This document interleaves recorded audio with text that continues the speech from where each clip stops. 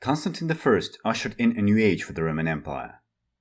Constantine XI died in the empire's last stand. Between those two, there are surprisingly not 11, but 12 Roman emperors called Constantine. Some of them were very good, some were okay, and some made you wish there were fewer Constantines. In this video, I'm going to rank every Constantine from the worst to the very best.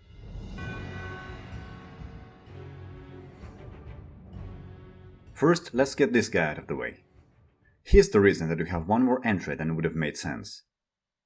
When historians were assigning original numbers to Roman emperors, they couldn't decide whether to count Eastern and Western emperors together or separately, so we ended up with two different emperors called Constantine III.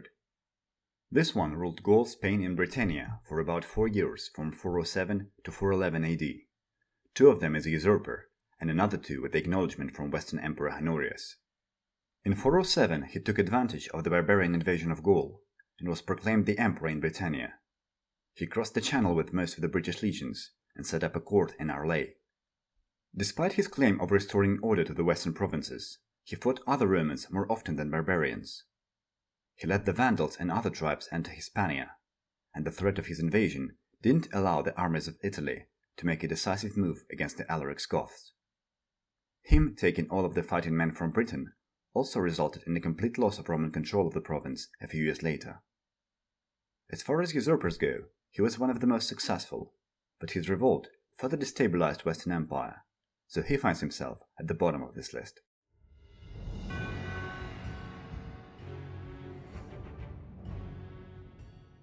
Constantine Doukas was named a successor by Isaac I Komnenos, whose short reign saw sensible fiscal measures and active military campaigns on the frontier. You'd think that a named successor would continue this policy, but you would be mistaken. Doukas reversed Isaac's economic measures and paid seemingly little attention to the encroaching invaders. He dispatched expeditions to keep possessions in Italy from falling into Norman hands, but completely neglected the Turkish threat in the east. The territories in Armenia were lost, and major cities sacked. Bizarrely, he started a persecution against non-Chalcedonian Christians, further alienating his Armenian subjects. In the Balkans, August Turks raided the Danubian provinces, while Hungarians occupied Belgrade, without any response from Constantinople. His neglect led the empire into further decline, which culminated in a disaster at Manzikert 4 years after his death. This is why Constantine X is near the bottom of this list.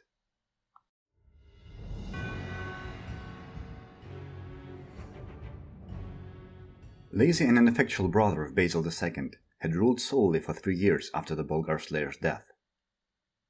He had little interest in politics before his distinguished brother died, and doesn't seem to have gained any after. He was unable to maintain a tight grip that Basil had on the empire's aristocracy, and was giving out concessions at the first request. In a rare episode of his interest in politics, he displayed unusual cruelty, instituting a vicious purge of everyone suspected in a conspiracy against him. John Julius Norwich describes his reign as an unmitigated disaster, so this Constantine barely cracks the top 10 out of 12 contenders.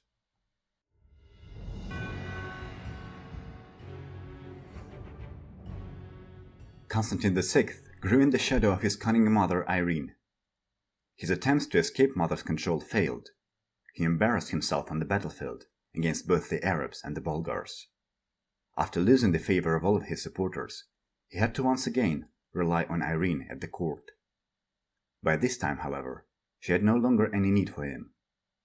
On the Empress's orders, he was imprisoned and blinded, and died shortly after.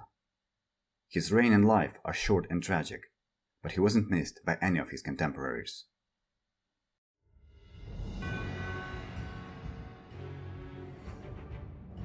A legitimate Constantine III finds himself not that far from his Western usurper counterpart.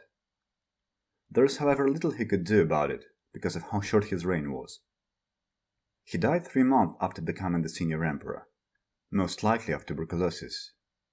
The most interesting thing about his reign is probably the fact that his actual name was Heraclius Constantine, and he ruled jointly with his brother Constantine Heraclius.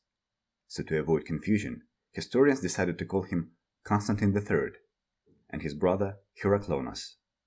Still, managing to beat 4 other contenders with only 3 months on the throne is somewhat impressive.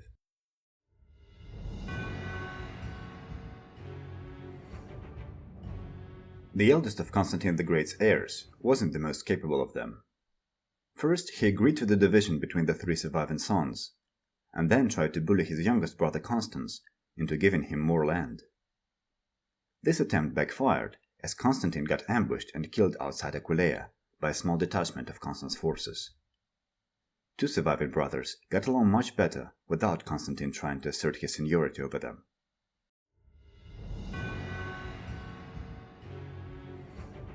We are finally in the upper half of our list. From now on, we'll be counting emperors who did more good than harm to the empire. Our primary source for the reign of Constantine IX is Michael Psellos, who held a personal grudge against the emperor, so the unflattering description is not a surprise. But if we try to assess his reign more objectively, we find out that Constantine Monomachos wasn't lazy or greedy, but just an imperfect man trying to deal with a lot of things at once. Right off the bat, he's been hit with a military revolt and a massive Rus raid, both of which he successfully repelled. He secured a long-lasting peace with Rus, and checked both the Armenian revolt and the Saracen aggression in the east. Then came the Pechenegs. The story of the Pecheneg Wars is almost a retelling of Valens and the Goths. This was probably his biggest failure, and Constantine was able to settle the issue only at a high cost for the empire. Finally, some historians try to pin the blame for the Great Schism on Constantine IX, but it is completely unfair. The worsening of the relations between Eastern and Western churches was a long and complicated process, and Constantine, for his part, did everything he could to mend fences.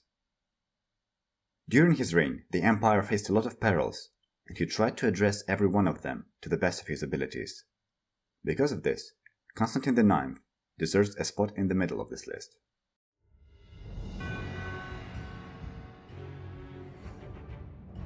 At the start of his reign, Constantine IV squared off against the formidable Muslim Caliph Muawiyah.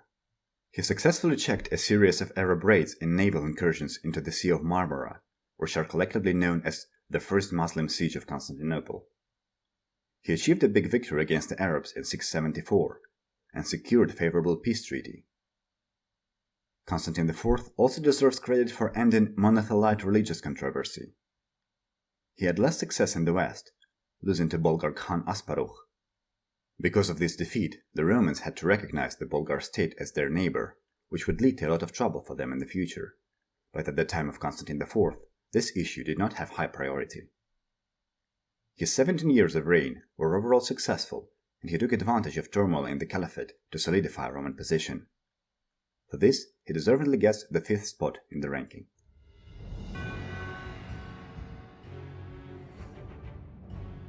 The last Roman emperor places high on this list because of his heroic legacy. He ensured that the empire would go out with a bang and not a whimper.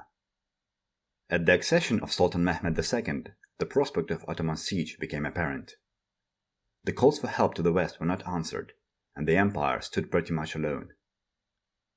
Constantine XI made the most anyone could have done at this desperate situation. He became a hero and a legend for his people. So with his final charge at the overwhelming Ottoman force, the Marble King secured his legacy and the high ranking among his peers.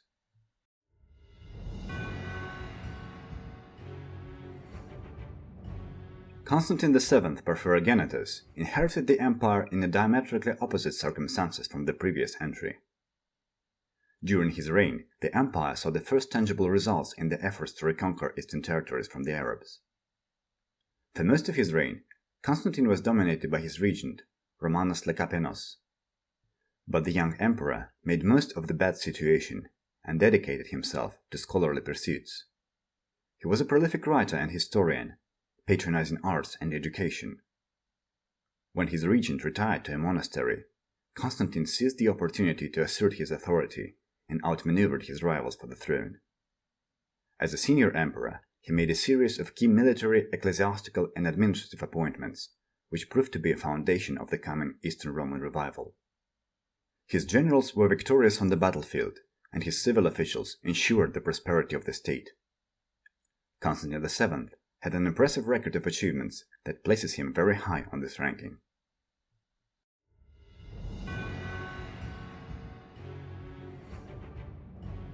Despite the least flattering of nicknames, Constantine V Copronymus, or Dunk-named, appears near the very top of the list. And for a good reason. His policies have earned him a praise from both the population of Constantinople and modern historians. Domestically, he commissioned multiple building projects, such as the porphyry chamber of the royal palace of Constantinople and the repair of the aqueduct of Valens. The latter had spawned the legend that Constantine slew a dragon who was blocking the waterway. Militarily, he was one of the best commanders of his age, winning multiple battles against both the Arabs and the Bulgars. His reforms improved the effectiveness of both the army and the state apparatus. Constantine V's successor inherited a financially stable empire with a capable military. His unflattering nickname is nothing but an insult from the later historians who tarnish his reputation because of his adherence to iconoclasm. Admittedly, he did suffer some setbacks in his campaigns, but his overall record makes him one of the best emperors that the empire ever had.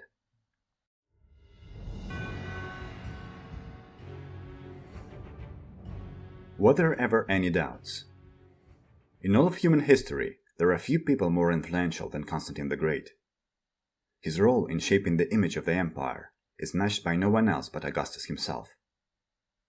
Constantine defeated all of his rivals in the post-Diocletian civil war and established a state in his own vision. As a military commander, he scored multiple victories and was virtually undefeated. As an administrator, he reformed the coinage and military and dedicated a new capital that would grow to become the city of the world's desire.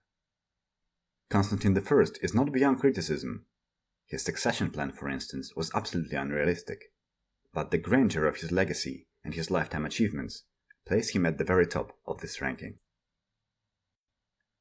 I hope you found this video interesting. If you have an alternative ranking, feel free to share in the comments. Thanks a lot for watching till the end, and I'll see you in the next one.